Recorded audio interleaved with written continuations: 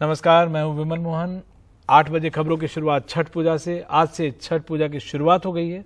आज पर्व का पहला दिन है, नहाए खाए है। कल दूसरे दिन खरना और उसके बाद डूबते और उगते सूर्य को तीसरे और चौथे दिन अर्घ देने का विधान होता है। इसमें जो लोग दिल्ली से छठ पूजा के लिए जा रहे हैं वो उन्हें प्रदूषण का सामना करना पड़ेगा। यहाँ पे जो दिल्ली में मना रहे हैं, यमुना नदी में सफ़ेद झाग दिखने लगी है। हर साल छठ पूजा के आसपास झाग परी यमुना की तस्वीरें हमें देखने को मिलती है। वहीं दूसरी ओर इस पूजा में जाने वाले लोगों के लिए दिल्ली में से घर जाने वालों की भीड़ है और ये भीड़ दिख रही है रेलवे स्टेशनों पर। यहाँ त्यौहार के मुख्य रूप से बिहार, झारखंड और पूर्वी उत्तर प्रदेश में मनाया जाता है, लिहाजा उस ओर जाने वाली ट्रेनों में काफी भीड़ है।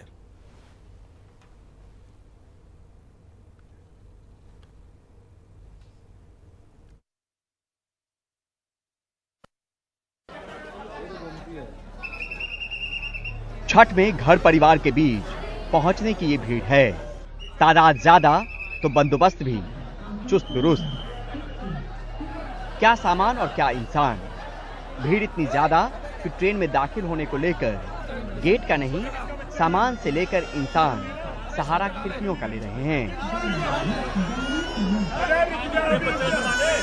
कभी ऐसे चढ़े थे ट्रेन में? कभी नहीं चढ़े। कभी नहीं। खिड़की से कभी चढ़े थे? नहीं। भीड़ ज्यादा है इसलिए खिड़की से? हाँ, भीड़ ज्यादा है ना, इसलिए खिड़की से चढ़ना पड़ रहा है। में चढ़ते वक्त धक्का-मुक्की न करें, आपकी वजह से किसी को चोट लग सकती है। हालांकि त्योहारी सीजन में रेलवे ट्रेनों के अतिरिक्त 2614 ट्रिप चला रही है। 52 से 53,000 अतिरिक्त बोगियां लगाई गई हैं। करीब 36.5 लाख अतिरिक्त बर्थ का इंतजाम इन ट्रिप्स के जरिए रेलवे ने किया है। इस वक्त हम नई दिल्ली रेलवे स्टेशन के 14 नंबर प्लेटफॉर्म पे है, जहां से बिहार संपर्क क्रांति दरभंगा को जाती है। बहुत सारे लोग ऐसे हैं जो ट्रेन में चढ़ नहीं पाए, इसी ट्रेन में टिकट लिया था। और यहाँ पे आप देखिए कि किस तरीके से ये यहाँ पर ये स्थिति आपको नजर आएगी। गेट भी बंद कर दिया गया क्योंकि भीड़ इतनी ज्यादा हो गई है कि गेट को लॉक करना पड़ गया और कई लोगों की तकलीफें जो है बढ़ गई। यहाँ पे बाहर में कई लोग हैं। आपको इसी ट्रेन में चढ़ना था? हाँ, इसी ट्रेन में नहीं। पत्नी आपकी बोगी में है? हाँ, बोगी में है। और आपको चढ़ने कोई नहीं दे रहा है, पूछूं मैं। जाने नहीं दे रहा। टिकट भी ले लिया हम। टिकट इसी ट्रेन की है? बिहार से प्रकार इसी ट्रेन का है। और इसमें चढ़ नहीं पाए? नहीं, भीड़ है तो गुल्ला। 2 ट्रेन मिस हुआ। 2 ट्रेन मिस की है? उस तक में एक आधा शाम ट्रेन मिस हो गया, उसमें चढ़ नहीं पाए? चढ़ नहीं पाए। उसके बाद दिल्ली आए हैं। यहाँ भी चढ़ नहीं पाए। ये हाल जनरल बॉगी में सफर करने वाले आम मुसाफिरों का है। भीड़ की वजह से गेट बंद, जो चढ़ गए किसी तरह से खड़े खड़े बिहार तक सफर करेंगे क्योंकि अंदर बैठने की जगह नहीं। रिजर्वेशन के लिए गए भी थे कि नहीं? बिहार से नहीं मिला। हाँ? नहीं मिला। तो रिजर्वेशन के लिए कोशिश किए थे कि उसके लिए रिजर्वेशन के लिए पहले से कोशिश कर रखा था, सीट नहीं मिला। 1 महीने पहले से ट्राई कर रहा हूँ, नहीं मिला। तो किसी तरीके से जाना है तो अब छठ पूजा मनाना है तो मैं जाना पड़ेगा। इंतजाम का दावा तो रेलवे कर रही है, पर अगर काफी होते तो तस्वीरें कुछ और होती। छठी मैया के नाम पर यात्रियों को सारी मुश्किलें मंजूर है, पर घर जाना जरूर है। नई दिल्ली से परिमल कुमार, एनडीटीवी इंडिया। दिल्ली की यमुना में इस वक्त प्रदूषण का स्तर अचानक बढ़ गया है और हर साल नदी में सफ़ेद झाग दिखने लगते हैं, खासकर छठ के पहले और छठ के आसपास। इस बार भी झाग भरी तस्वीरें यमुना की सब जगह दिख रही हैं और इस साल भी यही हाल है। देखते हैं हमारे सहयोगी सौरभ शुक्ला की इस पर एक खास रिपोर्ट। दिल्ली की प्यास बुझाने वाली, मां कहकर पूजे जाने वाली यमुना की ये तस्वीरें हैं। ये दिल्ली के कालिंदी कुंज इलाके में यमुना के पानी में सफेद झाग की मोटी परत दूर से ही नजर आ रही थी। पानी में फॉस्फेट की मात्रा बढ़ने से झाग बनता है। पहले समझते हैं कि दिल्ली में हर साल यमुना में ये सफेद झाग क्यों बनने लगते हैं। कार्बनिक अणुओं के सड़ने से ऐसा होता है। घरों और फैक्ट्रियों से निकलने वाले सीवेज से भी ये समस्या पैदा होती है। कालिंदी कुंज पहुंचते पहुंचते यमुना दिल्ली के सीवेज से पूरी तरह प्रदूषित हो जाती है। ओखला डैम से जैसे ही ऊंचाई से पानी छोड़ा जाता है, वैसे ही झाग बनने लगते हैं। छठ पूजा से पहले यमुना के पानी में जहरीला झाग देखते ही बीजेपी को दिल्ली के मुख्यमंत्री अरविंद केजरीवाल को घेरने का मौका मिल गया। सांसद मनोज तिवारी और प्रवेश वर्मा यमुना में बोट पर बैठकर झागों का मुआयना करते नजर आए। मेरा मन रो रहा है आज। मैं पिछले साल भी यहाँ आया था, इस साल आया, शायद दावे थे कि सब ठीक हो गया है, उसके बाद भी ये झाग दिखे। और झाग तो झाग है, ये झाग एनडीटीवी के कैमरे में न आ जाए, इसके लिए 50,000 लीटर केमिकल यहाँ पे ला करके इस झाग को छुपाने के, उसको डालने से झाग खत्म हो जाता है। वो यमुना जी में जहर डाल रहे हैं। आप कहते ना कि 5 साल में, 2013 में कहे 5 साल में डुबकी लगाएंगे, 18 में कहे 2 साल बाद, 20 साल, हम उसके भी 2 साल बाद खड़े हैं। शाम होते होते आम आदमी पार्टी का जवाब भी आ गया। अरविंद केजरीवाल जी को दिल्ली वालों ने 5 साल दिए हैं यमुना साफ करने के लिए, तो 2025 में यमुना सफाई के ऊपर बातचीत करेंगे। हमने कितना किया कितना नहीं किया वो हिसाब हम दिल्ली की जनता को दे देंगे। अभी तो आप अपना हिसाब दो। 15 साल हो गए एमसीडी के, 3 कूड़े के पहाड़ आपने खड़ा कर दिया, 16 कूड़े के और पहाड़ खड़ा कर रहे हो। आपने हर चौराहे, हर मोहल्ले में आपने कूड़े का वो अंबार लगा रखा है। आप इस पे जवाब दीजिए। दिल्ली के मुख्यमंत्री अरविंद केजरीवाल ने पिछले साल यमुना की सफाई के लिए 6 सूत्रीय एक्शन प्लान का ऐलान किया था कि दिल्ली में सीवेज ट्रीटमेंट प्लांट बढ़ाए जाएंगे, उद्योगों से निकलने वाले गंदे पानी को रोककर उसके लिए जिम्मेदार लोगों पर कार्रवाई की जाएगी, दिल्ली के हर घर को सीवर लाइन से जोड़ा जाएगा, पूरी दिल्ली के नालों को निरंतर साफ किया जाएगा और दिल्ली के मौजूदा 19 सीवेज ट्रीटमेंट प्लांट की क्षमता बढ़ाई जाएगी। दिल्ली के मुख्यमंत्री अरविंद केजरीवाल ने यह भी ऐलान किया था कि 2025 तक वो दिल्ली में यमुना को पूरी तरह साफ कर देंगे। कहते हैं माँ यमुना पतित पावनी है, इस पर डुबकी लगाने से सारे पाप धुल जाते हैं, लेकिन आप यहाँ डुबकी लगाइए, पाप धुले ना धुलें, बीमारी कोई हो सकती है। अरविंद केजरीवाल की सरकार काम कर रही है, कई तमाम प्रोजेक्ट चल भी रहे हैं उनके, लेकिन लोग मानेंगे तब कि यमुना साफ हो गई जब ये हर साल दिखने वाला झाग ना दिखाई दे। सहयोगी करण पात्रा के साथ कालिंदी कुंज से सौरभ शुक्ला, एनडीटीवी इंडिया। तो एक तरफ यमुना का झाग है और दूसरी तरफ कूड़ों का पहाड़। दिल्ली नगर निगम के चुनाव कभी भी घोषित हो सकते हैं। उससे पहले कल दिल्ली के मुख्यमंत्री अरविंद केजरीवाल गाजीपुर लैंडफिल साइट पहुंचे और कहा कि यह चुनाव कूड़े के मुद्दे पर ही लड़ा जाएगा। केजरीवाल इस दौरे के दौरान बीजेपी ने विरोध प्रदर्शन भी किया। देखते हैं हमारे सहयोगी शरद शर्मा की रिपोर्ट। पूर्वी दिल्ली की गाजीपुर लैंडफिल साइट पर अरविंद केजरीवाल के पहुंचने से पहले बीजेपी कार्यकर्ता पहुंच गए और केजरीवाल के दौरे का विरोध करने लगे। तो वहीं मौजूद आम आदमी पार्टी कार्यकर्ता भी बीजेपी के विरोध प्रदर्शन का विरोध करने लगे। झड़प भी हुई, लेकिन पुलिस ने किसी तरह मामला संभाला। हम प्रोटेस्ट इसलिए कर रहे हैं, 2 साल से माननीय सांसद जी यहाँ पे अपना काम कर रहे हैं बिना किसी विज्ञापन के, और उन्होंने इस कूड़े के ढेर को 40 फुट नीचे कर दिया है। बिल्कुल हम आमने सामने हैं, हम इनको भगा के ही दम लेंगे। 17 साल एमसीडी में बीजेपी, और अगर 17 साल में बीजेपी का विकास देखना दिल्ली के लिए तो कूड़े का पहाड़ देखो। ये कूड़े का पहाड़ बता रहा है कि बीजेपी के शासन में 17 साल कूड़े के पहाड़ बने। कूड़े के पहाड़ हटाना कूड़े का पहाड़ देखो। दिल्ली नगर निगम के चुनाव कभी भी घोषित हो सकते हैं। ऐसे में मुख्यमंत्री अरविंद केजरीवाल का गाजीपुर लैंडफिल साइट पर पहुंचना ये स्पष्ट करता है कि आम आदमी पार्टी ये नगर निगम चुनाव कूड़े के मुद्दे पर ही लड़ेगी। तो 15 साल के अंदर भारतीय जनता पार्टी ने दिल्ली को 3 बड़े बड़े कूड़े के पहाड़ दिए। इस बार बदला लेना है। इस बार का चुनाव केवल कूड़े के ऊपर होगा। कूड़ा सफाई, दिल्ली की सफाई के ऊपर ये चुनाव होगा। अब इन्होंने प्लान बनाया है, 16 कूड़े के पहाड़ और बनाएंगे, क्योंकि ये तो बहुत ऊंचा हो गया। अब इसके ऊपर और कूड़ा डाल नहीं सकते, बता रहे अनस्टेबल हो गया। तो दिल्ली का जो सारा कूड़ा है अब इसके ऊपर तो डल नहीं सकता। अब 16 जगह इन लोगों ने चिन्हित करी है जहां पे 16 कूड़े के पहाड़ और बनेंगे। दिल्ली में 3 बड़ी लैंडफिल साइट या कूड़े के पहाड़ हैं, गाजीपुर, भलसवा और ओखला। गाजीपुर लैंडफिल साइट की ऊंचाई तो कुतुब मीनार, ताजमहल और इंडिया गेट को टक्कर देती है। तीनों लैंडफिल साइट में कुल 200 लाख टन कचरा जमा है, जो दिल्ली की आबोहवा खराब कर रहा है। बीजेपी का कहना है ये कोई खास मुद्दा नहीं है।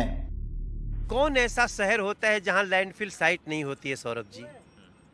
हर शहर में जहां आदमी रहेगा वहां तो कूड़ा निकलेगा।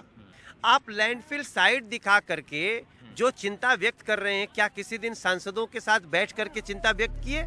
कुल मिलाकर एमसीडी चुनाव घोषित होने से पहले ही दिल्ली की दो मुख्य पार्टियों के बीच सड़क की सियासत शुरू हो गई है।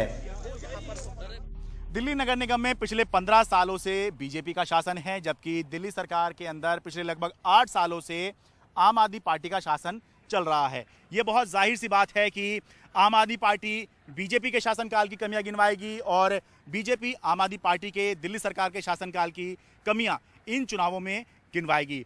अब दिल्ली की जनता को तय करना है कि वो एमसीडी के स्तर पर किसको कामयाब मानती है और किसको नाकामयाब। दिल्ली से अपने कैमरा सहयोगी सुधीश कुमार राम के साथ मैं Sharad Sharma, NDTV India.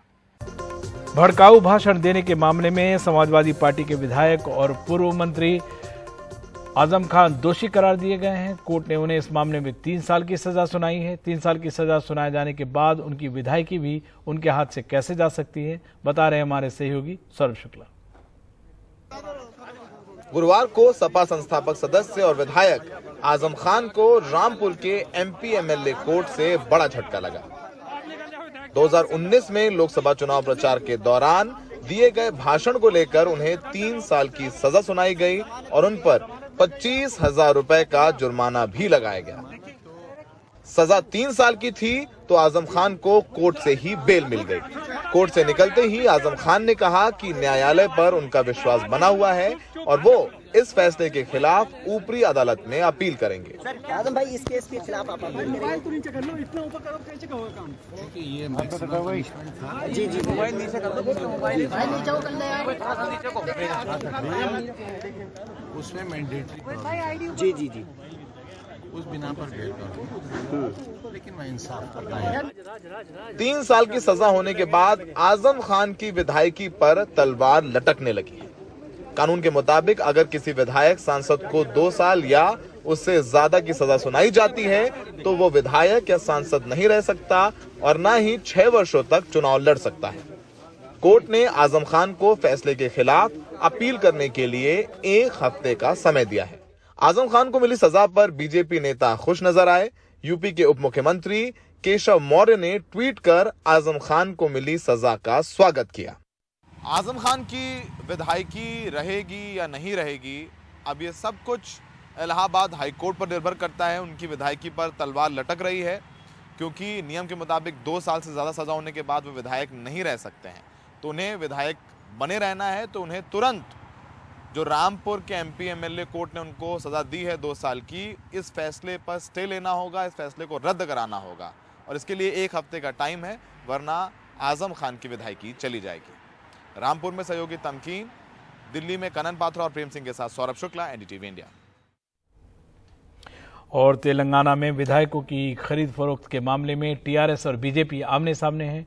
TRS विधायक ने 3 लोगों के खिलाफ रिश्वत देने की साजिश रचने का आरोप लगाया है। इनकी बीजेपी का करीबी होने की बात कही जा रही है। वहीं बीजेपी ने अब इस मामले की जांच के लिए सीबीआई या कोर्ट से निगरानी की मांग की है। इस बीच हिरासत में लिए गए तीनों आरोपियों को एसीबी कोर्ट के आदेश पर छोड़ दिया गया है। इन तीनों लोगों की पहचान फरीदाबाद के साधु सतीश शर्मा, हैदराबाद के कारोबारी नंद कुमार और तिरुपति के स्वामी जी सोमयाजुलु के तौर पर हुई है। इन पर तेलंगाना राष्ट्र समिति के विधायकों को घूस देने की साजिश करने का आरोप है ताकि वो टीआरएस छोड़ बीजेपी में चले आएं। साइबराबाद पुलिस ने एक एफआईआर दर्ज कर इन पर आपराधिक साजिश, घूस देने की कोशिश के और भ्रष्टाचार निरोधी कानून के तहत मामले दर्ज किए हैं। ये 3 लोग यहाँ आए थे और 4 एमएलए को पार्टी बदलने के लिए रिश्वत देने की कोशिश कर रहे थे। हमने इसमें लीगल कार्रवाई की है और आगे की जांच जारी है। बुधवार शाम को टीआरएस विधायक रोहित रेड्डी के फार्म हाउस पर बैठक हुई थी। उन्होंने शिकायत की कि उन्हें रिश्वत के तौर पर केंद्र सरकार के ठेके, सरकारी नियुक्तियों और 100 करोड़ रुपए देने की बात की गई। ये भी कहा गया कि अगर वो पाला नहीं बदलते तो सीबीआई, ईडी के मामले उन पर जड़ दिए जाएंगे। सोशल मीडिया पर चल रही तस्वीरें इशारा करती हैं कि आरोपी बीजेपी नेताओं के करीब रहे थे। बीजेपी ने अब तेलंगाना हाईकोर्ट में अर्जी दी है कि रोहित रेड्डी की शिकायत राजनीति से प्रेरित है और मुख्यमंत्री के चंद्रशेखर राव के इशारे पर अंजाम दी गई है। बीजेपी ने कहा है कि इस मामले की जांच सीबीआई करे या कोर्ट की निगरानी में बनी एसआईटी, क्योंकि इसका असर आने वाले मुनुगोड़ उपचुनाव में पड़ेगा।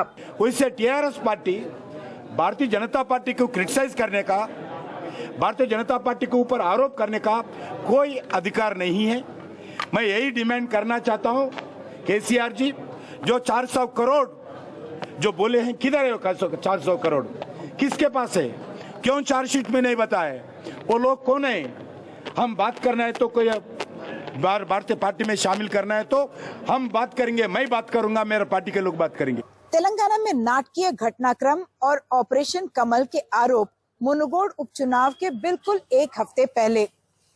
बताया जा रहा है कि ये चुनाव भारत के सबसे महंगे चुनावों में गिना जाएगा।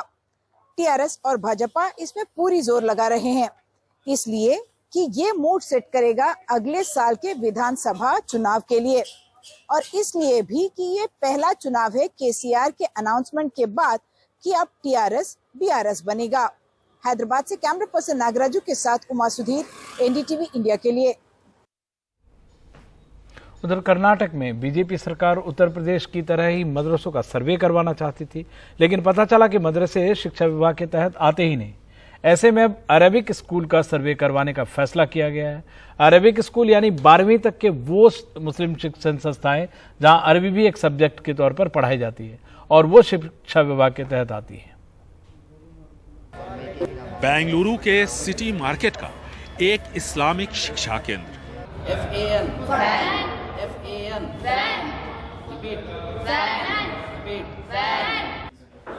यहाँ इस्लामिक शिक्षा के साथ साथ आधुनिक शिक्षा का भी इंतजाम साफ दिख रहा है। कंप्यूटर ट्रेनिंग और ऑनलाइन शिक्षा भी। इन संस्थानों को चलाने वाले प्रबंधक सरकार के इस दावे से सहमत नहीं कि इस्लामिक शिक्षा केंद्रों पर आधुनिक शिक्षा नहीं दी जाती। अभी हाल ही में हमारे हाफिज बच्चे 24 बच्चे बैठे थे national institute of open schooling के बोर्ड के जरिए यहीं केंद्रीय विद्यालय मैजेस्टिक के सेंटर में इम्तिहान दिया था। अल्लाह का शुक्र है 24 बच्चे भी हाई फर्स्ट क्लास पास हुए। आप उनका रिजल्ट देख सकते हैं कि हमारे यहाँ पढ़ने वाले बच्चे अब इस साल 40 पर 3 बच्चे अपीयर होने वाले हैं इम्तिहान में। तो ये क्या मदरसा पढ़ने वाले बच्चे national institute of open schooling के जरिए बैठ सकते हैं? तो अब ये बगैर पढ़े के इम्तिहान में कैसे पास हो सकते हैं? कर्नाटक में तकरीबन 600 के आसपास मदरसे हैं जिनका पहले सरकार सर्वे करवाना चाहती थी, लेकिन पता चला कि वो शिक्षा विभाग के तहत नहीं आते। ऐसे में राज्य सरकार मदरसा एजुकेशन बोर्ड का गठन कर उसे शिक्षा विभाग के तहत लाना चाहती है, लेकिन राज्य में चलने वाले लगभग 314 अरेबिक स्कूल शिक्षा विभाग के तहत आते हैं, जिनका सर्वे अब होगा। मेजॉरिटी ऑफ द स्कूल्स, कुछ ऐसी शिक्षा संस्थाएं हैं जो शिक्षा विभाग की तरफ से तय सिलेबस को फॉलो नहीं करती हैं। रिपोर्ट आने पर इनके खिलाफ कार्रवाई की जाएगी। कर्नाटक में मदरसे स्थानीय लोगों की आर्थिक मदद से चलते हैं, यानी मदरसों पर न तो किसी अल्पसंख्यक बोर्ड का नियंत्रण है और न ही सरकार का। ऐसे में राज्य सरकार अब मदरसा बोर्ड के गठन की सोच रही है ताकि मदरसों को शिक्षा विभाग के अधीन किया जा सके। बेंगलुरु से कैमरामैन गोविंद मूर्ति के साथ निहाल खुदवई, एनडीटीवी इंडिया।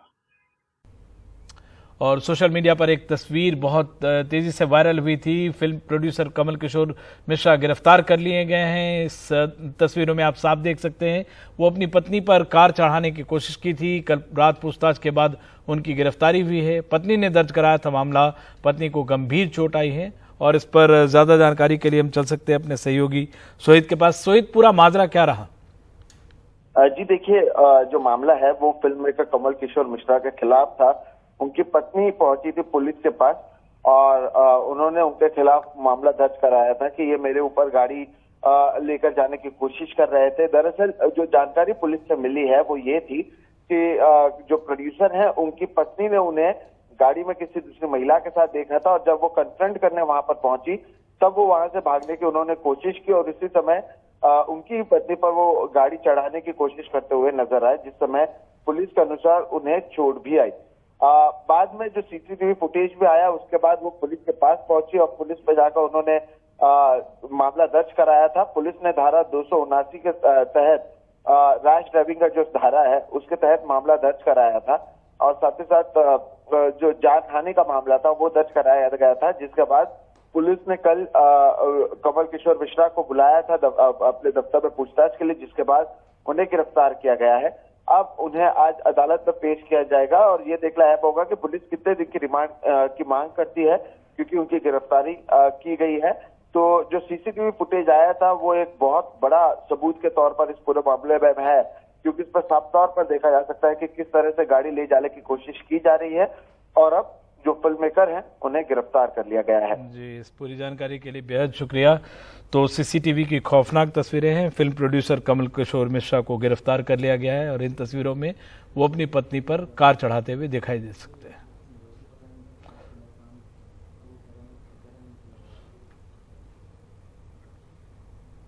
और आगे बढ़ते हैं। कुछ दिनों पहले तक मध्य प्रदेश का खरगोन दंगों की वजह से सुर्खियों में था, लेकिन आप यकीन करेंगे कि उसी खरगोन ने भाईचारे की अनूठी मिसाल कायम की है। बजरंग दल के नेता पर आरोप लगा है कि वो कथित तौर पर मुस्लिम संस्था के नाम पर किसानों से कई एकड़ जमीन खरीदी और बाद में उनका हृदय और जमीन के नाम का परिवर्तन हो गया। हालांकि संस्था का कहना है कि उन्होंने कुछ गलत नहीं किया, वो समाज सेवा कर रहे हैं। देखते हैं पूरा माजरा क्या है।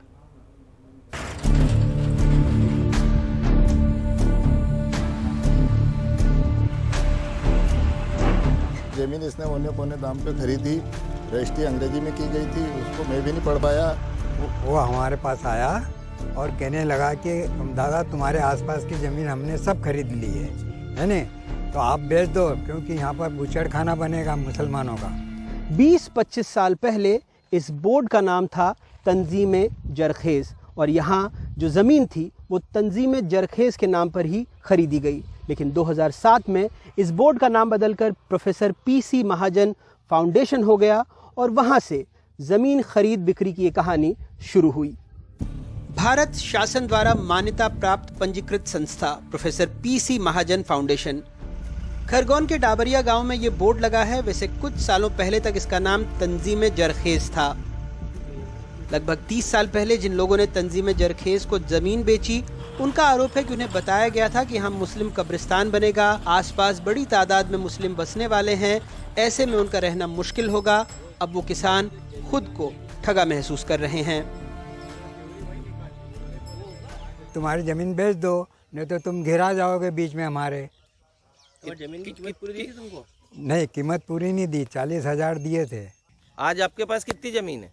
अब कहीं नहीं है, नहीं मेरे पास क्या है, सब ले लेनी उसने। या वो बबलू दलाल अपने पास बार बार आ रहा था, वो बोले कि यार हमने पूरे सस्ता बना रहे, मुसलमानों को सस्ता डल रहे, तो इधर उधर की ज़मीन तो मैंने पूरी ले ली, आप भी दे दो। तो हमने ये सोचा कि यार वाद विवाद में कहाँ पड़ेंगे अपन, तो अपन ने, मेरे पिताजी ने बोला कि अपन भी दे देते। अच्छा, कितनी थी ज़मीन? 9 एकड़ थी। सिर्फ छोटे किसान ही नहीं, संजय सिंघवी जैसे कारोबारियों ने भी वहाँ खेती की ज़मीन खरीदी थी। कहते हैं रिश्तेदारों ने ज़मीन बेची, दबाव में उन्हें भी ज़मीन बेचनी पड़ी। हालांकि उनका कहना है कि उन्हें भाव अच्छा मिला। वहाँ पे तंजीम जरखेज़ नाम की संस्था ने ज़मीनें खरीदी, तो हमारे जो सहयोगी थे, जो रिश्तेदार और समाज वाले थे, उनने भी वो ज़मीनें घबरा के उनको बेच दी। इसमें एक बबलू नामक जो एक दलाल था, जो बार बार अपना हमारा भी परिचय था, कृषकों से उनकी कृषि भूमि खरीदी थी। वहाँ पे हमारे रिश्तेदारों और हमारे समाज के लोगों की भी ज़मीन थी, जिसमें मेरी पत्नी के नाम से भी ज़मीन थी। बहरहाल संस्था में हज कमेटी या कब्रिस्तान नहीं बना, वहाँ पर हिंदू देवी देवताओं की मूर्तियाँ लगी हैं। हम अपने सवाल लेकर संस्था के पास गए। संस्था के संचालक ने बताया कि सब काम कानून के तहत हुआ है। यहाँ गरीबों को मकान मिले हैं, जमीन में पानी संस्था लेकर आई है। 200 एकड़ को लेकर अपने विजन के बारे में भी विस्तार से बताया। कहा वो खांडव वन को इंद्रप्रस्थ में बदलने का ध्येय रखते हैं। यहाँ हमें 58 साल के जाकिर भी मिले। जाकिर संस्था में प्रबंधक थे जब जमीन तंजीम जरखेज के नाम से खरीदी गई। 2014 में उन्होंने अर्जी दी कि संस्था का नाम बदलने से उन्हें हर्ज नहीं है, अब वो संस्था से नहीं जुड़े हैं। समाज सेवा तो मेरा मूल नेचर रहा है। मैं अन्ना हजारे जी और बाबा आमटे से प्रभावित रहा, उनके आश्रमों में रहा। जब मैंने देखा कि वो एक कैंपस में सारे सेवा प्रकल्प चला रहे, आनंद वन वर्धा में 200 एकड़ का परिसर है, तो हमने भी ये कल्पना की कि खरगोन में भी ऐसी बेकार बंजर भूमि जो है इसको ग्रीनलैंड बनाया जाए, यहाँ पानी पैदा किया जाए और जो गैर कृषि योग्य कार्य हैं वो ऐसी ज़मीन पे ही होना चाहिए। ये समाज को मैसेज देना था। तो तंजीम जरखेज का अर्थ होता है कि बेकार पड़त भूमि को उपयोगी बनाना, उपजाऊ बनाना। यही हमारा मिशन था। ये हमारे प्रोजेक्ट ताज का जो है मीनिंग भी हो रहा था और अर्थ पे निकल रहा था। ये हमको नाम उचित लगा। गवर्नमेंट ऑफ इंडिया ने ROC ने हमको इस नाम से रजिस्टर्ड करा। उन्होंने तंजीम जरखेज के मेरे को पूरी वो बताई, सामाजिक जो कार्य करना है वो सारी चीज़ें बताई। इसलिए मैं उनके साथ जुड़ा कि आगे इनके क्या क्या काम होने वाले हैं, सैनिक स्कूल खोलने वाले हैं, इनका जो भी समाज सेवा के जो भी काम है, तो इसलिए मैं इस तंजीम से जुड़ गया। वैसे कैंपस में हरियाली थी, लोगों के घर बन चुके थे, लेकिन तंजीम जरखेज से PC फाउंडेशन के नाम पर हमें साफ जवाब नहीं मिला। रंजीत डांडेर पहले बजरंग दल के प्रांत सहयोजक थे, बाद में सहकारी बैंक के अध्यक्ष बने, अब BJP में हैं। उनका कहना है कि उन्होंने इस संस्था की CC लिमिट बढ़ाई, उसे 2 करोड़ किया, फिर समाज सेवा करने इस संस्था के अध्यक्ष बने। कि एक बड़ा नाम है रंजीत डंडीर, और बड़े नाम को कैसे बदनाम करना, इसी तंजीम जरखेज से जोड़ना, उससे जोड़ना, मेरा जीवन हो गया साहब। मैं 7 बार जेल गया हूँ, मेरे ऊपर मर्डर केस चले हैं, तरह तरह के केसों के, नौकरियाँ गई मेरा पूरा जीवन हिंदू समाज के लिए, इस राष्ट्र के लिए काम करते हुए गया है। जो पहले नाम जब था तब ये जो काम करते थे उससे मेरा कोई वैसे सीधा रिश्ता नहीं है, पर जब इन्होंने पूरा प्रकल्प बताया, जिस तरह की बातें बताई उस समय की, तो मुझे लगा कोई बात नहीं, मुझे नहीं लगता कि तंजीम जरखेज पर रखने से कोई तकलीफ है, इससे होना चाहिए। मामला अपर कलेक्टर कोर्ट में भी पहुंचा है। कोर्ट केस लड़ने वाले सुधीर कुलकर्णी खुद 30 साल से राष्ट्रीय स्वयंसेवक संघ के कार्यकर्ता रहे हैं। 2005 में भी जो वर्तमान BJP के विधायक थे बाबूलाल महाजन, उन्होंने उस समय आवाज उठाई थी कि ये गलत हो रहा है। अब हम इसमें सारा करके बहुत जल्दी धारा 80 CPC का नोटिस देने वाले हैं, और जो सारी जो प्रॉपर्टी है PC फाउंडेशन की भी और प्रकाश स्मृति सेवा संस्थान की भी, ये सारी संपत्ति सीज होना चाहिए। इस मामले में हमने जिला कलेक्टर से संपर्क करने की कोशिश की, लेकिन उन्होंने कोई प्रतिक्रिया नहीं दी। सवाल अब भी खड़ा है, क्या समाज सेवा करने के लिए नाम बदलने की जरूरत थी? खरगोन से आसिफ खान और रिजवान के साथ अनुराग द्वारी की रिपोर्ट, NDTV इंडिया। भारत में अब स्वदेशी रूप से विकसित GM सरसों पैदा की जा सकेगी और उसे बेचा जा सकेगा। GM सरसों पर GEAC ने इस पर मुहर लगा दी है। इस फैसले का हालांकि कई किसान संगठन विरोध कर रहे हैं, इनमें सरकार समर्थक संगठन भी शामिल है। अब सरसों के खेतों में जेनेटिकली इंजीनियर्ड सरसों बोई जा सकेगी। पर्यावरण मंत्रालय के regulator genetic engineering appraisal committee यानी GEAC ने पिछले दिनों एक अहम बैठक में GM सरसों की वैरायटी मस्टर्ड हाइब्रिड DMH11 को मंजूरी दी। इस फैसले के साथ ही GM सरसों के कारोबारी उत्पादन का रास्ता साफ हो गया है। 16 शर्तों के साथ दी गई ये मंजूरी 4 साल के लिए है। GEAC विशेषज्ञों की एक निगरानी समिति GM सरसों की खेती की समीक्षा करेगी। BT कॉटन के बाद जेनेटिकली मॉडिफाइड मस्टर्ड देश का दूसरा GM क्रॉप होगा, जिसका कमर्शियल प्रोडक्शन भारत में किया जाएगा। ये महत्वपूर्ण है कि GM मस्टर्ड देश का पहला जेनेटिकली मॉडिफाइड फूड क्रॉप होगा जिसका कमर्शियल प्रोडक्शन होगा। हालांकि इसके कमर्शियल प्रोडक्शन के शुरू होने में 2 से 3 साल तक का वक्त लगेगा, यानी किसानों तक जेनेटिकली मॉडिफाइड सरसों की जो बीज है उसके पहुंचने में अभी काफी वक्त लगेगा। एक तो 20% यील्ड इंक्रीज तो शुरू से ही मिलना शुरू हो जाएगा, लेकिन ये बढ़ेगा क्योंकि लोग भी अच्छे पेरेंट्स ढूंढेंगे, हम भी और काम करेंगे और एंथुसियाज्म से, तो 50% तक यील्ड इंक्रीज होना काफी संभावना है उसकी अगले 5 से 10 साल के अंदर। और दूसरी बात जो आपने फूड सेफ्टी की कही है, सेफ्टी में ये है कि इसमें हर तरह के टेस्ट हो चुके हैं। भारत में जीएम सरसों की मंजूरी के खिलाफ बरसों से किसान संगठन खड़े हैं। संघ परिवार के अंदर और बाहर इसका विरोध हो रहा है। इसी के ऊपर कोई शोध ही नहीं हुआ है, डाटा का क्या बात है। इन्होंने जो एप्लीकेशन डाला है वो जीएम सरसों हमने हाईलिंग वाला बनाएंगे, ऐसा कोई एप्लीकेशन नहीं डाला गया। इसको तुरंत रिवर्ट होना चाहिए। अगर जीएसी इतना ताकतवर संगठन है, हमको लगता है कि वो ये कैसे काम कर रहा है उसके बारे में इंक्वायरी होना चाहिए।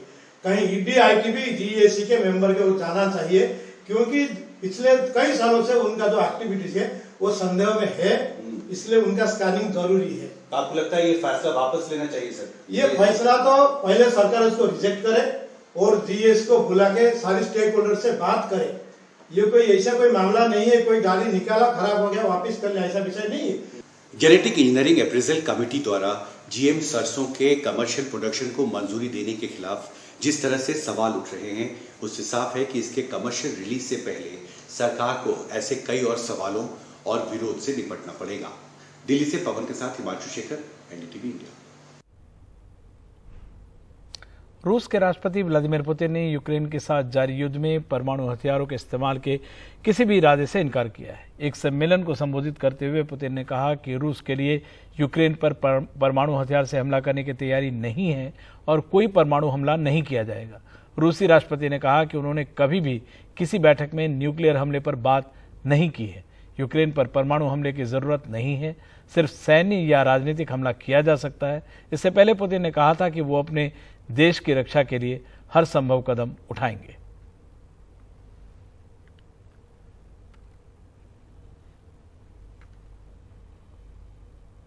और ट्विटर को लेकर बड़ी खबर आ रही है। अमेरिकी मीडिया रिपोर्ट्स में सैन फ्रांसिस्को के ट्विटर हेडक्वार्टर्स के हवाले से जानकारी दी गई है कि एलॉन मस्क के ट्विटर का मालिक बनने के तत्काल बाद ट्विटर के सीईओ पराग अग्रवाल और वित्तीय अधिकारी समेत कई बड़े आला अधिकारी कंपनी से बाहर हो गए।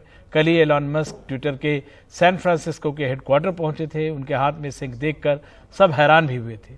बाद में मस्क ने कहा था कि उनकी योजना 75% कर्मचारियों को निकाले जाने की नहीं है, जिसकी ट्विटर के कर्मचारियों ने तारीफ भी की थी।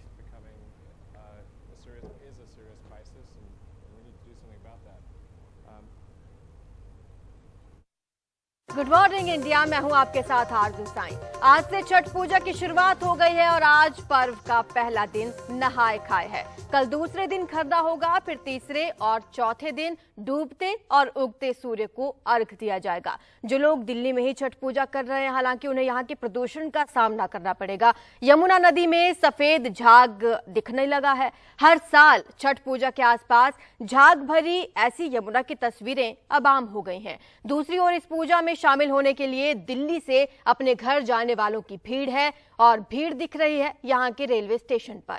यह त्योहार मुख्य रूप से बिहार, झारखंड और पूर्वी उत्तर प्रदेश में मनाया जाता है, लिहाजा उस ओर जाने वाली ट्रेन में काफी भीड़ है और लोग अपनी जान जोखिम में डालकर जैसे तैसे ट्रेन में चढ़ रहे हैं। तस्वीरें आप देखिए किस तरह से यहाँ पर होड़ है घर जाने की। क्या महिलाएं, क्या बच्चे, क्या युवा और क्या बुजुर्ग, सब में छठ पर घर जाने की होड़ है। ऐसे में रेलवे स्टेशन पर भारी भीड़ देखी जा रही है। दूसरी तस्वीर आपको दिखा रहे हैं यमुना नदी की, और अक्सर जब भी छठ पूजा होती है कुछ इसी तरह की तस्वीरें सामने आती हैं, जब यमुना में सफेद झाग दिखाई देता है और ऐसे में इसी सफेद झाग में खड़े होकर जो व्रती महिलाएं हैं या पुरुष हैं वो सूर्य को अर्घ देते हैं। तो दिल्ली में जो छठ पूजा मना रहे हैं उन्हें प्रदूषण का सामना करना पड़ेगा।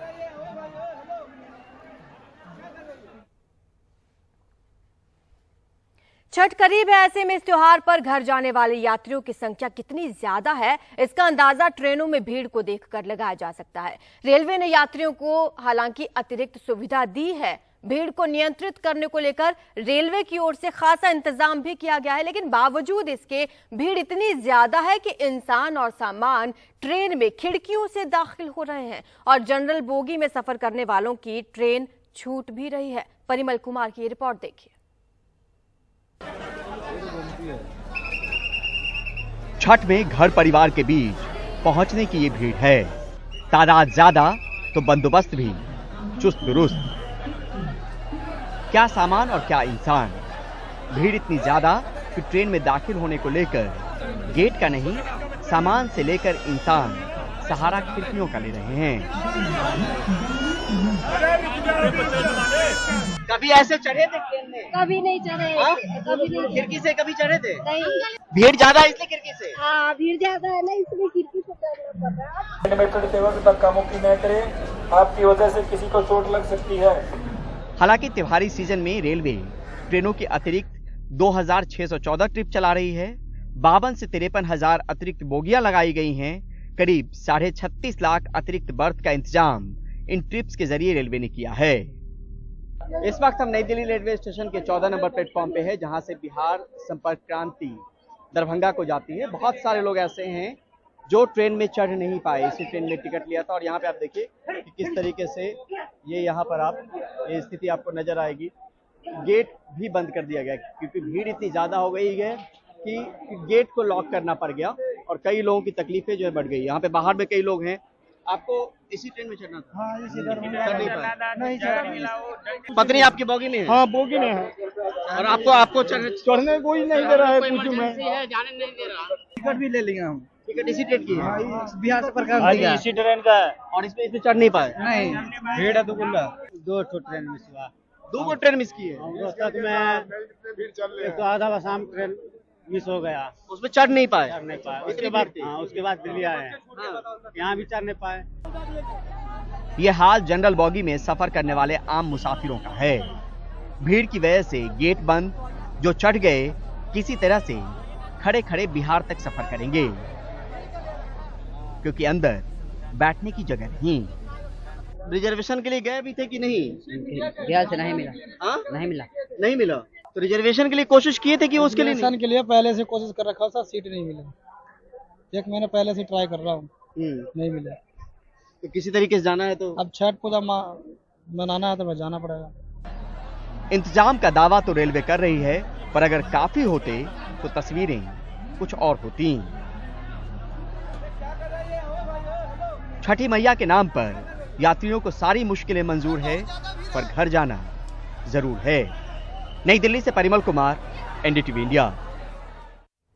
दिल्ली की यमुना में इस वक्त प्रदूषण का स्तर अचानक बढ़ गया है और नदी में सफेद झाग दिखने लगा है। हर साल छठ पूजा के आसपास झाग भरी यमुना की तस्वीरें हमें देखने को मिलती हैं और इस साल भी यही हाल है। हमारे सहयोगी सौरभ शुक्ला की रिपोर्ट देखिए।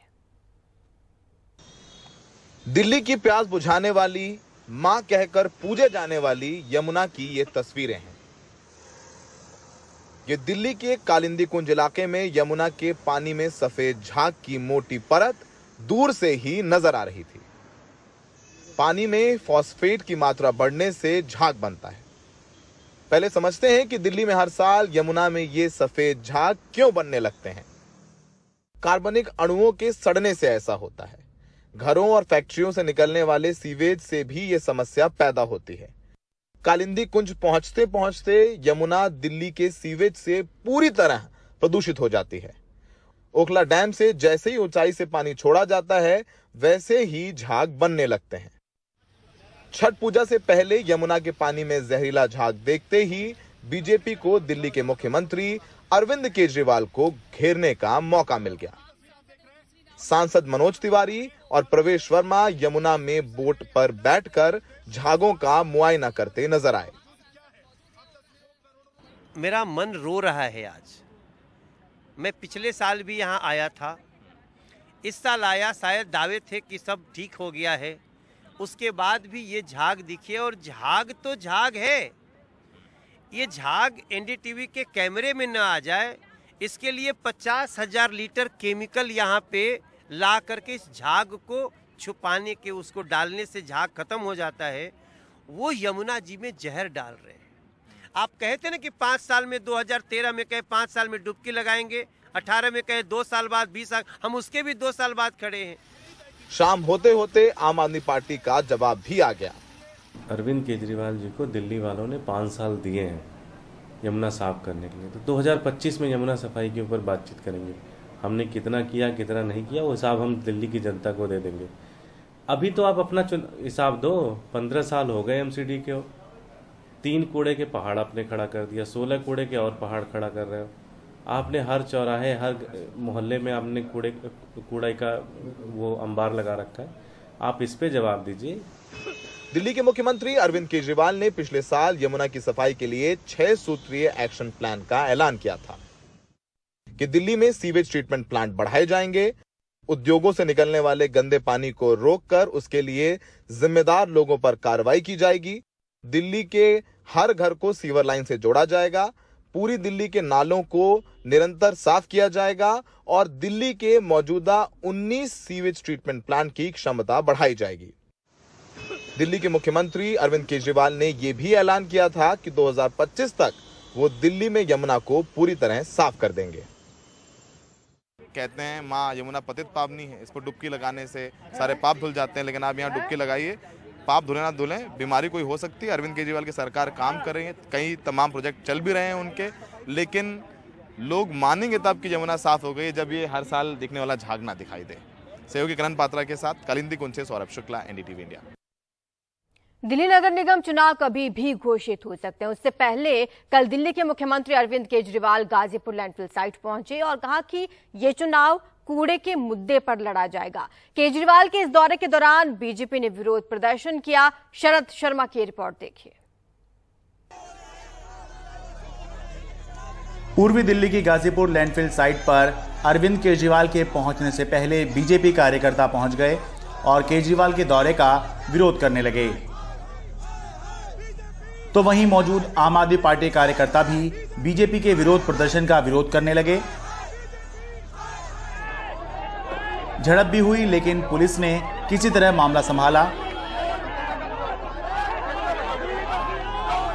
प्रोटेस्ट इसलिए कर रहे हैं, 2 साल से माननीय सांसद जी यहाँ पे अपना काम कर रहे हैं बिना किसी विज्ञापन के, और उन्होंने इस कूड़े के ढेर को 40 फुट नीचे कर दिया है। बिल्कुल हम आमने सामने हैं, हम इनको भगा के ही दम लेंगे। 17 साल एमसीडी में बीजेपी, और अगर 17 साल में बीजेपी का विकास देखना दिल्ली के लिए तो कूड़े का पहाड़ देखो। ये कूड़े का पहाड़ बता रहा है कि बीजेपी के शासन में 17 साल कूड़े के पहाड़ बने। कूड़े के पहाड़ हटाना कूड़े का पहाड़ देखो। दिल्ली नगर निगम के चुनाव कभी भी घोषित हो सकते हैं। ऐसे में मुख्यमंत्री अरविंद केजरीवाल का गाजीपुर लैंडफिल साइट पर पहुंचना ये स्पष्ट करता है कि आम आदमी पार्टी ये नगर निगम चुनाव कूड़े के मुद्दे पर ही लड़ेगी। तो 15 साल के अंदर भारतीय जनता पार्टी ने दिल्ली को 3 बड़े बड़े कूड़े के पहाड़ दिए। इस बार बदला लेना है। इस बार का चुनाव केवल कूड़े के ऊपर होगा, कूड़ा सफाई, दिल्ली की सफाई के ऊपर ये चुनाव होगा। अब इन्होंने प्लान बनाया है, 16 कूड़े के पहाड़ और बनाएंगे, क्योंकि ये तो बहुत ऊंचा हो गया। अब इसके ऊपर और कूड़ा डाल नहीं सकते, बता रहे अनस्टेबल हो गया। तो दिल्ली का जो सारा कूड़ा है अब इसके ऊपर तो डल नहीं सकता। अब 16 जगह इन लोगों ने चिन्हित करी है जहां पे 16 कूड़े के पहाड़ और बनेंगे। दिल्ली में 3 बड़ी लैंडफिल साइट या कूड़े के पहाड़ हैं, गाजीपुर, भलसवा और ओखला। गाजीपुर लैंडफिल साइट की ऊंचाई तो कुतुब मीनार, ताजमहल और इंडिया गेट को टक्कर देती है। तीनों लैंडफिल साइट में कुल 200 लाख टन कचरा जमा है, जो दिल्ली की आबोहवा खराब कर रहा है। बीजेपी का कहना है ये कोई खास मुद्दा नहीं है। कौन ऐसा शहर होता है जहां लैंडफिल साइट नहीं होती है सौरभ जी? हर शहर में जहां आदमी रहेगा वहां तो कूड़ा निकलेगा। आप लैंडफिल साइट दिखा करके जो चिंता व्यक्त कर रहे हैं, क्या किसी दिन सांसदों के साथ बैठ करके चिंता व्यक्त किए? कुल मिलाकर एमसीडी चुनाव घोषित होने से पहले ही दिल्ली की 2 मुख्य पार्टियों के बीच सड़क की सियासत शुरू हो गई है। दिल्ली नगर निगम में पिछले 15 सालों से बीजेपी का शासन है, जबकि दिल्ली सरकार के अंदर पिछले लगभग 8 सालों से आम आदमी पार्टी का शासन चल रहा है। ये बहुत जाहिर सी बात है कि आम आदमी पार्टी बीजेपी के शासनकाल की कमियां गिनवाएगी और बीजेपी आम आदमी पार्टी के दिल्ली सरकार के शासनकाल की कमियां इन चुनावों में गिनवाएगी। अब दिल्ली की जनता को तय करना है कि वो एमसीडी के स्तर पर किसको कामयाब मानती है और किसको नाकामयाब। दिल्ली से अपने कैमरा सहयोगी सुधीश कुमार राम के साथ मैं शरद शर्मा, एनडीटीवी इंडिया। अमेरिकी मीडिया रिपोर्ट्स में सैन फ्रांसिस्को के ट्विटर हेडक्वार्टर्स के हवाले से एक महत्वपूर्ण जानकारी दी गई है कि एलोन मस्क के ट्विटर का मालिक बनने के तत्काल बाद ट्विटर के सीईओ पराग अग्रवाल और वित्तीय अधिकारी समेत कई बड़े अधिकारी कंपनी से बाहर हो गए। कल ही एलन मस्क ट्विटर के सैन फ्रांसिस्को के हेडक्वार्टर पहुंचे थे। उनके हाथ में सिंक देखकर सब हैरान भी हुए थे।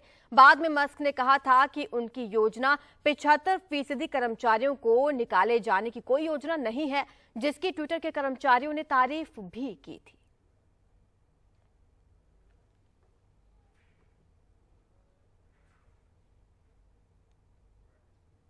तो आपको बता दें कि एलन मस्क ट्विटर खरीदने की डील को फाइनल करने की ओर अब बढ़ रहे हैं। कल अचानक से हेडक्वार्टर पहुंचे ट्विटर के हाथों में सिंक लेकर। जैसे ही वो ऑफिस पहुंचे सब लोग हैरान हो गए। उसके बाद उन्होंने बैक टू बैक कई ट्वीट्स किए। साथ ही उन्होंने अपने ट्विटर प्रोफाइल पर डिस्क्रिप्शन को भी चेंज किया और वहां पर भी चीफ ट्वीट उन्होंने लिखा, जिसके बाद से यही कयास लगाए जा रहे थे कि अब वो कई कर्मचारियों को फायर कर सकते हैं। लेकिन इसी बीच खबर यह भी आई कि एलन मस्क ने कहा है 75% कर्मचारियों को नौकरी से नहीं निकाला जाएगा। अब महत्वपूर्ण जानकारी अमेरिकी मीडिया कर्मियों ने भी दी है। आपको बता दें कि एलन मस्क अब ट्विटर खरीदने की डील को फाइनल करने की ओर अपने कदम बढ़ा चुके हैं और इसी बीच ट्विटर मुख्यालय जब पहुंचे उसके बाद से खबरों का बाजार गर्म हो गया और कई तरह के कयास लगाए जाते रहे।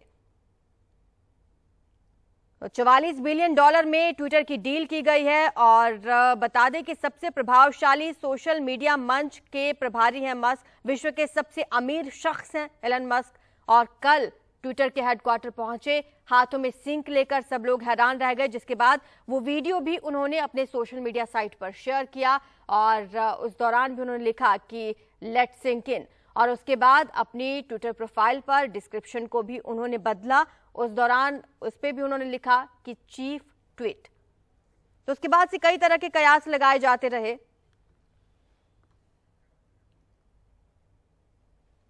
इसी मामले पर ज्यादा जानकारी हमारे संवाददाता प्रियांशी शर्मा हमें देंगे। प्रियांशी, क्या अपडेट है? और उन्होंने कहा था 75% कर्मचारियों को नहीं निकालेंगे, लेकिन खबर ये भी आ रही है कि जो अपर लेयर है, जो सीईओ हैं, उन्हें जॉब से हटाया जा रहा है। आरजू, ये उम्मीद की जा रही थी क्योंकि इलॉन मस्क और पराग अग्रवाल जो ट्विटर के सीईओ हैं, उनके नाते कुछ ठीक नहीं थे। पिछले कुछ महीनों में हमने देखा था कि ट्विटर पर पब्लिकली उन दोनों की काफ़ी एक तरह से आर्ग्यूमेंट्स हो रही थी।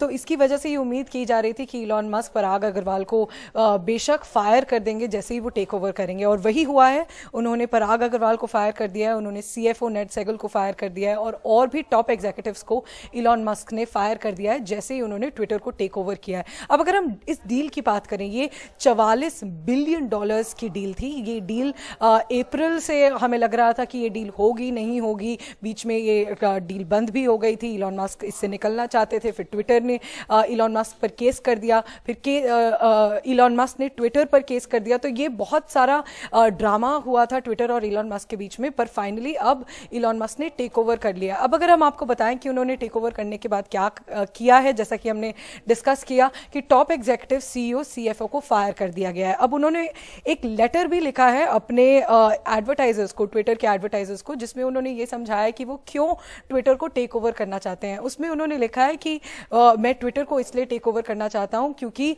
मेरे मैं जो ह्यूमैनिटी को चाहता हूं उसकी वजह से मैं ट्विटर को टेक ओवर करना चाहता हूं। वो बहुत टाइम से ये कहते जा रहे हैं कि ट्विटर पर स्पीच जो है, जो फ्री स्पीच है, उसको सेंसर किया जाता है, उसको रोका जाता है। वो ये भी कहते आ रहे हैं कि ट्विटर फार लेफ्ट है और मतलब एक तरह से पोलराइज्ड है और वो उसको न्यूट्रल बनाना चाहते हैं पॉलिटिकली। तो वो कहते हैं कि जब मैं ट्विटर टेक ओवर कर लूंगा, और जो कि वो कर चुके हैं हम, तब ट्विटर फार लेफ्ट भी नहीं रहेगा और फार राइट भी नहीं रहेगा, तब वो पॉलिटिकली न्यूट्रल हो जाएगा। जो और उन्होंने उस लेटर में लिखा एडवर्टाइजर्स को, उसमें उन्होंने लिखा कि एक कॉमन स्पेस होना चाहिए डिबेट के लिए ऑनलाइन। जैसा कि हम जानते हैं कि ट्विटर एक one of the most influential, सबसे इन्फ्लुएंशियल प्लेटफॉर्म्स है पूरे विश्व में, जहां पर ओपनली मुद्दे डिस्कस होते हैं।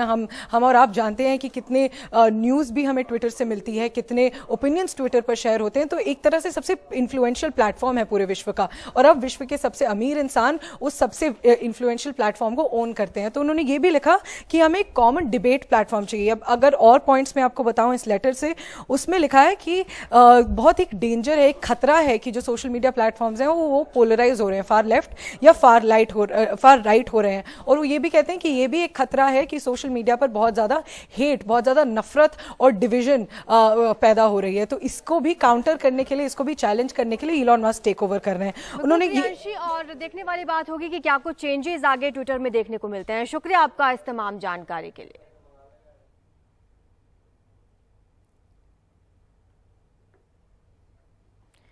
तो रूस के राष्ट्रपति व्लादिमीर पुतिन ने यूक्रेन के साथ जारी युद्ध में परमाणु हथियारों के इस्तेमाल के किसी भी इरादे से इनकार कर दिया है। एक सम्मेलन को संबोधित करते हुए पुतिन ने कहा कि रूस के लिए यूक्रेन पर परमाणु हथियार से हमला करने की तैयारी नहीं है और कोई परमाणु हमला नहीं किया जाएगा। रूसी राष्ट्रपति ने कहा कि उन्होंने कभी भी किसी बैठक में न्यूक्लियर हमले पर बात नहीं की है। यूक्रेन पर परमाणु हमले की जरूरत नहीं है, सिर्फ सैन्य या राजनीतिक हमला किया जा सकता है। इससे पहले पुतिन ने कहा था कि वो अपने देश की रक्षा के लिए हर संभव कदम उठाएंगे। इस दौरान उन्होंने पीएम मोदी की भी जमकर तारीफ की।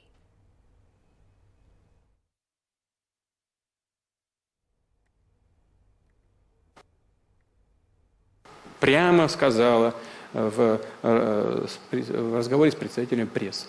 Да, в Великобритании ядерная держава, в обязанности премьера-министра входит возможное применение, и я сделаю это. Ну, это не дословно, да? A lot has been done in the past years under the leadership of Prime Minister Modi. Naturally, he's a patriot of his country. And his idea of make in India, it matters. Telangana में विधायकों की खरीद फरोख्त के मामले में TRS और BJP आमने सामने है। टीआरएस विधायकों ने 3 लोगों के खिलाफ रिश्वत देने की साजिश रचने का आरोप लगाया है। इनके बीजेपी का करीबी होने की भी बात कही जा रही है। वहीं बीजेपी ने अब इस मामले की जांच सीबीआई या कोर्ट की निगरानी में बनी एसआईटी से कराने की मांग की है।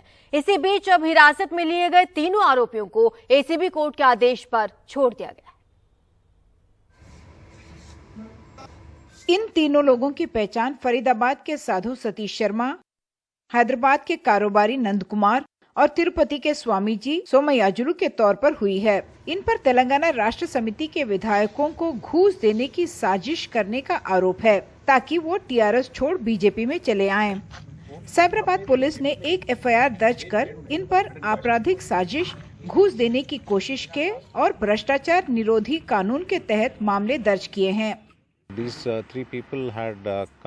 ये 3 लोग यहाँ आए थे और 4 एमएलए को पार्टी बदलने के लिए रिश्वत देने की कोशिश कर रहे थे।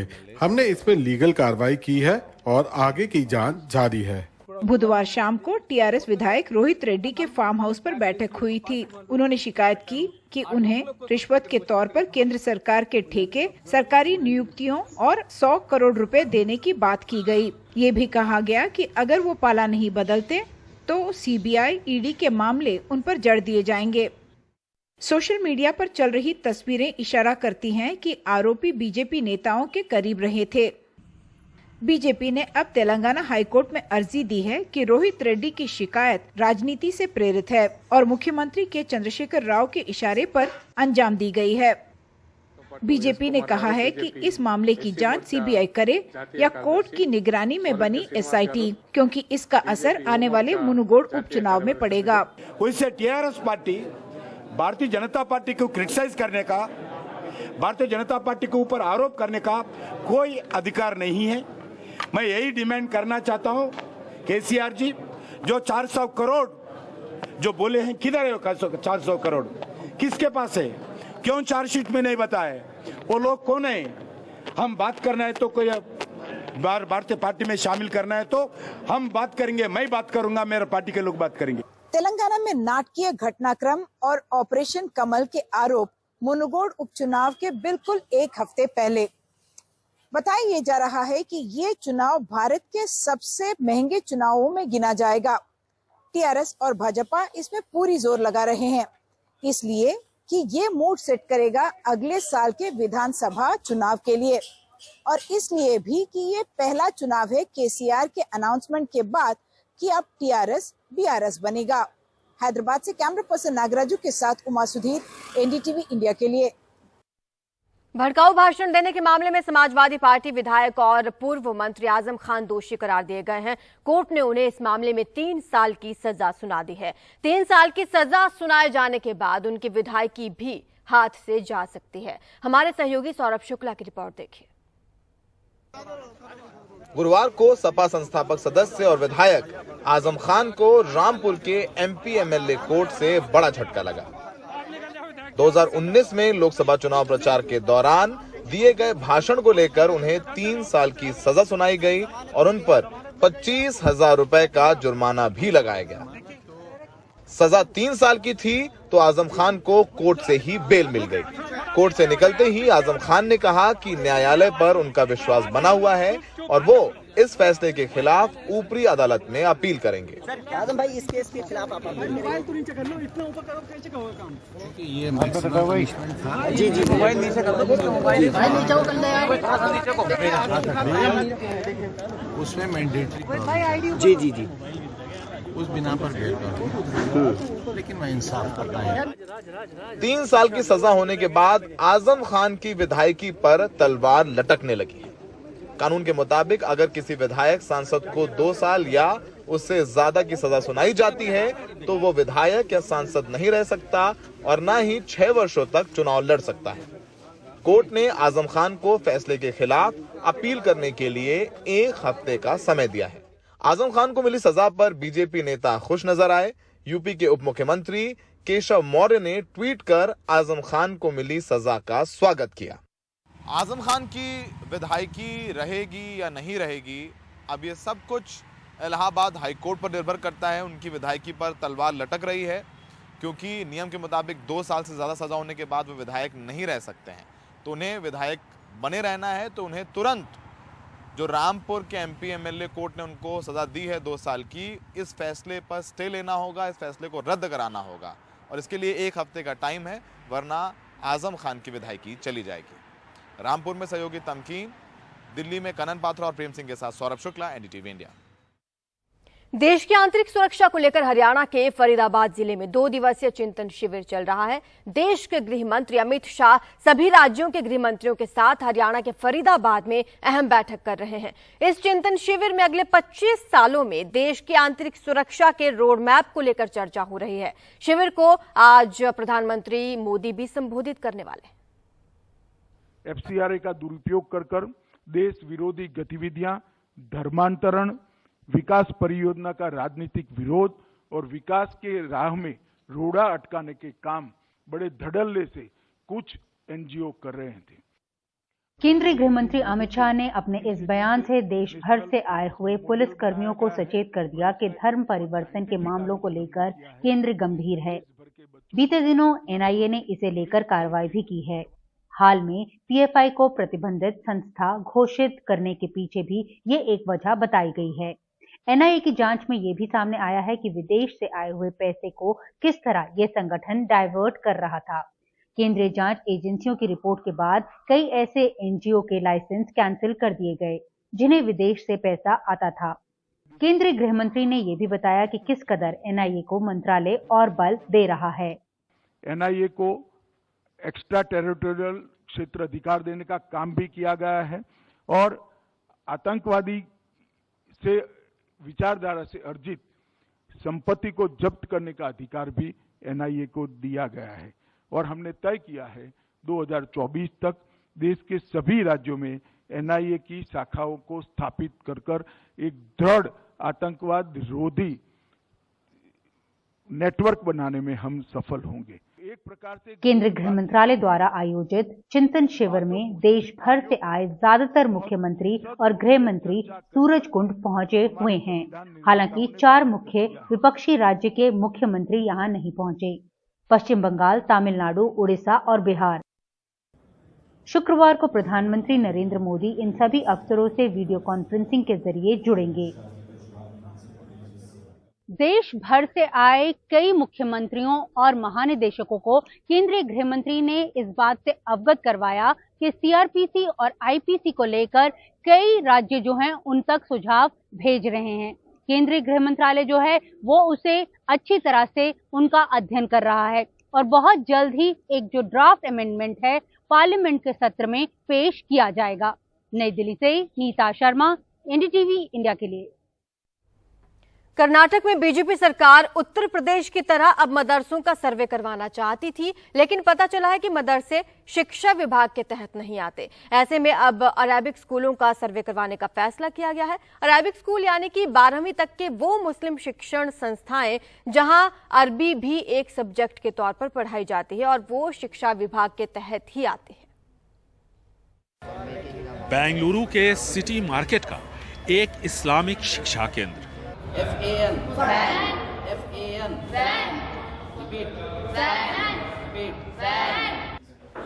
यहाँ इस्लामिक शिक्षा के साथ साथ आधुनिक शिक्षा का भी इंतजाम साफ दिख रहा है। कंप्यूटर ट्रेनिंग और ऑनलाइन शिक्षा भी। इन संस्थानों को चलाने वाले प्रबंधक सरकार के इस दावे से सहमत नहीं कि इस्लामिक शिक्षा केंद्रों पर आधुनिक शिक्षा नहीं दी जाती। अभी हाल ही में हमारे हाफिज बच्चे 24 बच्चे बैठे थे national institute of open schooling के बोर्ड के जरिए यहीं केंद्रीय विद्यालय मैजेस्टिक के सेंटर में इम्तिहान दिया था। अल्लाह का शुक्र है 24 बच्चे भी हाई फर्स्ट क्लास पास हुए। आप उनका रिजल्ट देख सकते हैं कि हमारे यहाँ पढ़ने वाले बच्चे तो अब इस साल 40 पर 3 बच्चे अपीयर होने वाले हैं इम्तिहान में। तो ये क्या मदरसा पढ़ने वाले बच्चे national institute of open schooling के जरिए बैठ सकते हैं? तो अब ये बगैर पढ़े के इम्तिहान में कैसे पास हो सकते हैं? कर्नाटक में तकरीबन 600 के आसपास मदरसे हैं जिनका पहले सरकार सर्वे करवाना चाहती थी, लेकिन पता चला कि वो शिक्षा विभाग के तहत नहीं आते। ऐसे में राज्य सरकार मदरसा एजुकेशन बोर्ड का गठन कर उसे शिक्षा विभाग के तहत लाना चाहती है, लेकिन राज्य में चलने वाले लगभग 314 अरेबिक स्कूल शिक्षा विभाग के तहत आते हैं, जिनका सर्वे अब होगा। मेजॉरिटी ऑफ द स्कूल्स, कुछ ऐसी शिक्षा संस्थाएं हैं जो शिक्षा विभाग की तरफ से तय सिलेबस को फॉलो नहीं करती हैं। रिपोर्ट आने पर इनके खिलाफ कार्रवाई की जाएगी।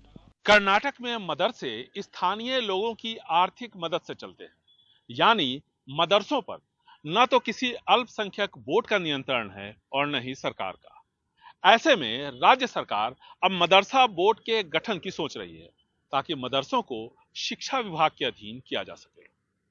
बेंगलुरु से कैमरामैन गोविंद मूर्ति के साथ निहाल खिदवई, एनडीटीवी इंडिया।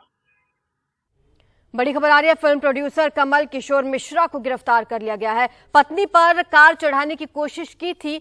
कल रात पूछताछ के बाद गिरफ्तारी भी हो चुकी है। दरअसल पत्नी ने ही ये मामला दर्ज कराया था और इस दौरान जब गाड़ी चढ़ाई गई पत्नी को गंभीर चोटें आई हैं, जिसकी फुटेज आप अपनी स्क्रीन पर देख रहे हैं। फिल्म प्रोड्यूसर कमल किशोर मिश्रा ने अपनी पत्नी पर गाड़ी चढ़ाने की कोशिश की और इस दौरान वो गंभीर रूप से घायल भी हुई हैं। आपको बता दें कि इसके बाद गिरफ्तारी हो चुकी है। कल रात पूछताछ के बाद ही गिरफ्तारी हुई और पत्नी ने ही ये मामला दर्ज कराया था।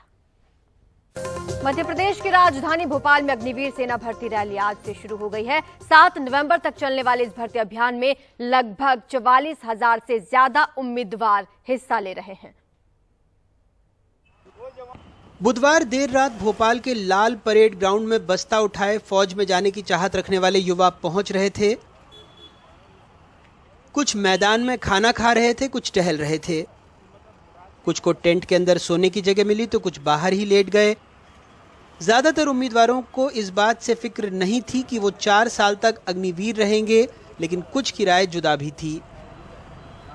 खुश हैं जिस तरह से यहाँ पर इंतजामात हैं और जिस तरह से 4 साल के लिए पहले भर्ती होगी और 10% छात्रों को ही आगे जाने का मौका मिलेगा उम्मीदवारों को। नहीं सर, इस चीज़ से तो खुश हैं सर, पर 4 साल की वैकेंसी के लिए ये खुश नहीं है सर। ये सारा प्राइवेट किया जा रहा है इस चीज़ के लिए सर। युवाओं पर गलत इफेक्ट पड़ेगा इस चीज़ का सर। आगे चल के सर क्या करेंगे 4 साल बाद 10 लाख रुपए इसका क्या करेंगे? इस चीज़ पे काफ़ी ज़्यादा ध्यान देना चाहिए। ये स्वार्थ की दुनिया है सर। हाँ सर, थोड़ा तो लगता है, पर सरकार जो भी है मतलब बच्चों के लिए बहुत गलत कर रही है। एक हिसाब से बात माने तो 4 साल है, अब 4 साल में क्या करेगा बंदा? युवाओं की मिलीजुली प्रतिक्रिया, कुछ कह रहे हैं कि खुश हैं, कुछ कह रहे हैं नहीं है 4 साल के लिए। ऐसा कुछ नहीं है, 4 साल हो या 4 दिन हो, मुझे तो सिर्फ देश के लिए सेवा करना है। अच्छा, मैं इससे कोई मतलब ऐसा कुछ नहीं है कि 4 साल होने से मुझे कोई दिक्कत नहीं है। सिर्फ मुझे फौज में जाना है, मुझे देश सेवा करना है। रात 12:30 बजे 9 जिलों के लगभग 3000 उम्मीदवार प्री मार्शलिंग एरिया में इकट्ठे हुए। फिर उन्हें बैच में बांटा गया। सुबह 5 बजे उनकी रेस हुई। एक बैच में लगभग 200 युवक दौड़े। और ये भोपाल का लाल परेड ग्राउंड है, जिसमें से जो अगले 9 दिन तक जो प्रक्रिया चल रही है उसमें आज पहले दिन 3000 उम्मीदवार आए थे और अब यहाँ पर हर दिन लगभग 5000 उम्मीदवारों के और लगभग 44,000 उम्मीदवारों के आने की उम्मीद है। जगह जगह पर यहाँ पर आप पोस्टर देखेंगे, जो दस्तावेज चाहिए। पहले दिन की प्रक्रिया खत्म होने तक दूसरे दिन के लिए भी उम्मीदवार जुटने लगे। कुछ थोड़ा सुस्ता रहे थे ताकि भर्ती में चुस्त रहें। बस अभी 12वीं पास हुआ और भर्ती आ गई और गई। तो मूछे भी आपने बिल्कुल सेना टाइप रखी है? अरे तो अपन फैन भगत सिंह का है तो रखेंगे भी है। अच्छा, आपका नाम? मनोज रेवरी। मनोज, आप भी राजगढ़ से? मनोज, यस। तो आप लोग आ गए ताकि थोड़ा आराम कर लें और पहले ही रिलैक्स हो जाए। हाँ, तो जो दौड़ वोड़ है, कितने किलोमीटर की दौड़नी है, कितने मिनट में? 1600 मीटर की है। 1600 मीटर की है। तो टाइम आप निकाल ले रहे हैं अभी? हाँ बिल्कुल। तो उम्मीद है आप लोग ये सारा फिजिकल वगैरह निकाल लेंगे? बिल्कुल पास होऊंगा कंफर्म, डंके की चोट पे। अच्छा, आपकी मूछें भी देख के लग रही है सारा ही तैयारी करके। जी सर। तो खाने वाने की कोई दिक्कत तो नहीं आ रही? नहीं, कोई दिक्कत नहीं है ना जी। तो आप सबको इस बात से फर्क नहीं पड़ता कि 4 साल की नौकरी आएगी? बिल्कुल। 4 साल की हो या 2 साल की, हमें उससे कोई फर्क नहीं पड़ता, हमें देश सेवा करनी है। जो बच्चे ये कह रहे हैं कि उन्हें 4 साल में कोई दिक्कत नहीं है, उन्हें इस बात की भी उम्मीद है कि जब आगे की प्रक्रिया और होगी 4 साल के बाद, तब भी वो उसे निकाल लेंगे और सेना में अपनी सेवाएं देते रहेंगे। भोपाल से कैमरा पर्सन रिजवान खान के साथ अनुराग तिवारी, एनडीटीवी इंडिया। और चलिए अब देख लेते हैं अब तक की 5 बड़ी खबरें जिन पर आप अपनी राय भी दे सकते हैं। हेट स्पीच मामले में सपा नेता आजम खान को 3 साल की सजा सुनाई गई, लेकिन बेल मिली है। वहीं तेलंगाना विधायक खरीद फरोख्त मामले में बीजेपी ने केसीआर पर पलटवार किया है। एक्शन में ट्विटर के एलन मस्क, सीईओ पराग अग्रवाल की छुट्टी और इसी के साथ यूक्रेन पर परमाणु हमला नहीं करेगा रूस, पुतिन ने ये बयान दिया है। साथ ही 5वीं बड़ी खबर, अब महिला पुरुष क्रिकेटर्स की मैच फीस बराबर।